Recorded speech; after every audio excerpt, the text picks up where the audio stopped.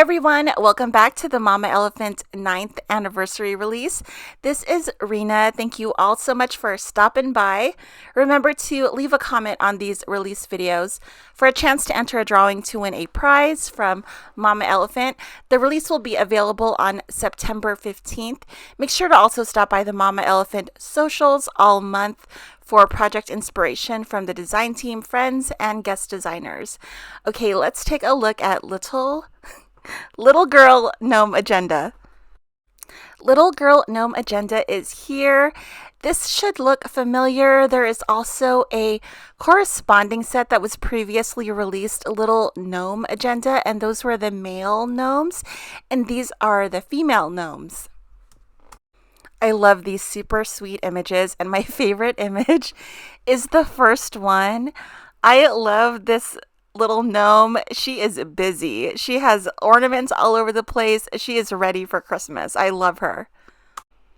Here's a look at the coordinating dies for Little Girl Gnome Agenda.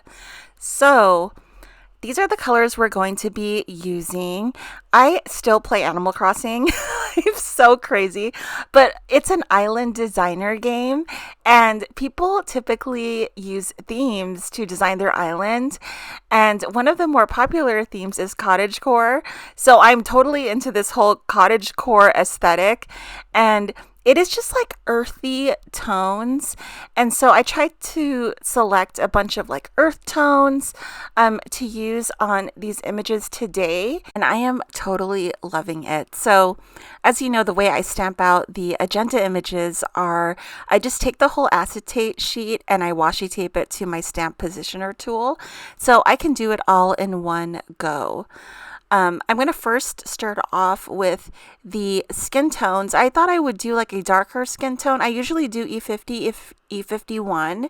So I'm doing E51, E53 for the shading. And then I'm just going to, my list of colors, and I try to use, so there's like kind of like four main colors I'm using, like a mustard, a forest green, like a gray purple, which is like, I love that color. And also, like the earthy browns, like a very cool tone brown. So I made sure that all of those colors look nice next to each other, so I can like mix and match the colors, and I won't have to worry about things matching because I already know they match.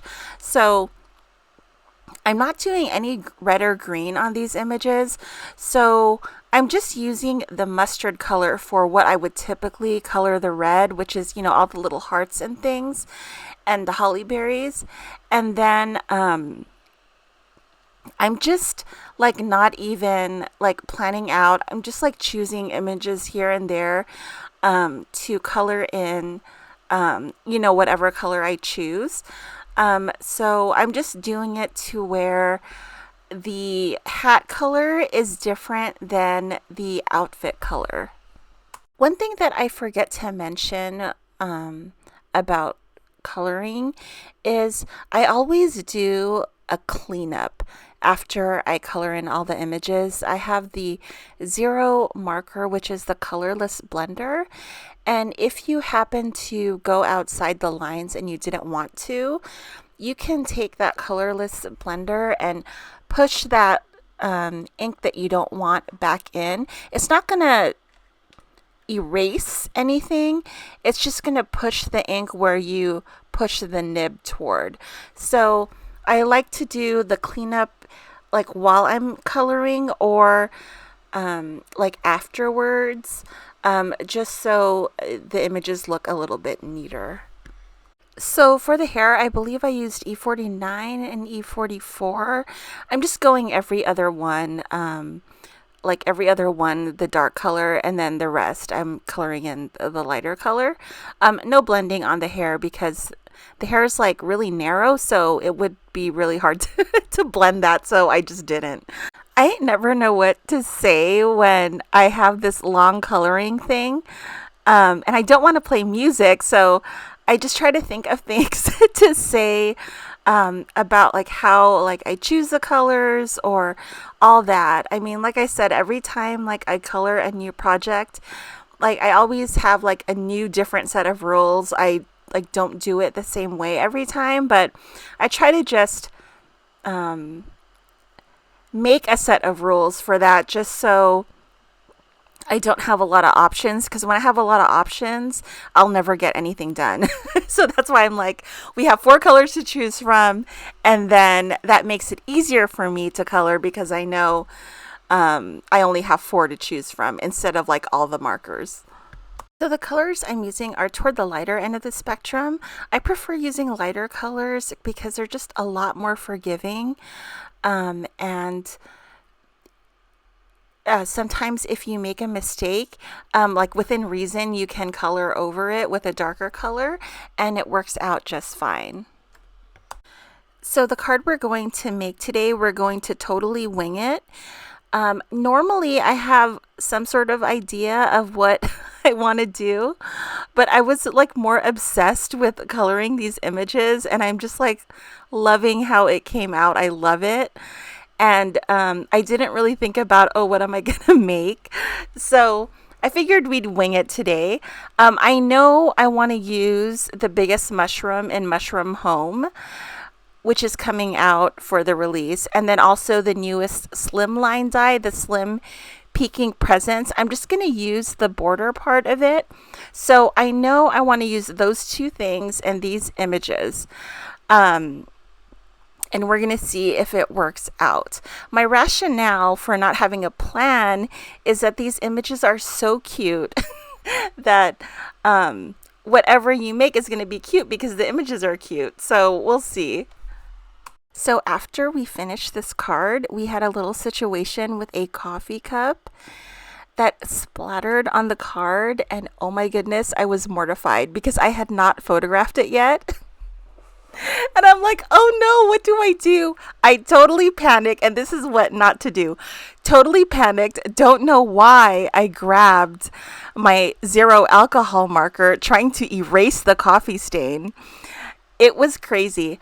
So thankfully it happened at the bottom of the card, so you'll know when you see the photo. There'll be like a pine cone in front of that area, and then also the Mama Elephant watermark. So I think you can't tell, but let me know if you can tell.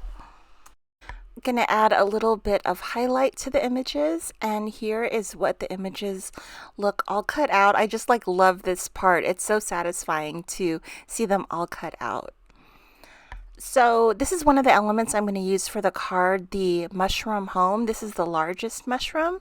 So I have it all in earth tones. I kind of want everything to mesh together. And I'm taking a previous release sentiment set. This one is called Mixed Holiday Greetings. I just wanted the sentiment to fit on the trunk of the mushroom. So I'm going to adhere the frame from Slim Peeking Presence into a card base, which is 8.5 by 7, and then you score it 3.5 on the 7-inch side and fold it in half. I believe the darker gray is Alpaca by Basil, and the lighter is Stone by Paper Tray Ink. So I also want an even playing field for the paper, so I'm going to fill in that inside frame with just another piece of the alpaca cardstock. If you cut the die, that'll be the insert piece. We're going to take our mushroom from Mushroom Home. So we are winging it with the gnomes. So I wanted to originally stack them on top of the mushroom, but it wasn't working out because I didn't want to cover the hats. So I decided to have them like float down to the Mushroom Home, and then I read the sentiment, and the sentiment says, "Sending all our love this Christmas and always." And these gnomes are being sent to the Mushroom Home. I don't know to do what, but they are, and they're magical. So this card was like more about like when I was making it, like the composition of it, and like I had this much space to work with, and that's how I wanted the images where they should be. I didn't really think about if it made sense or not, but I'm okay with that. So I also added an extra gnome image, my favorite one.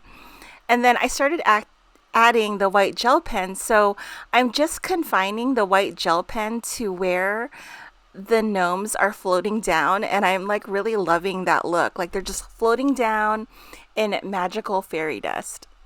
And that is it. I'm calling this card done. I hope you all enjoyed the video. Thank you so much for watching. I hope you all have an awesome day. Stay safe and happy crafting. I hope to see you guys tomorrow. Bye, guys.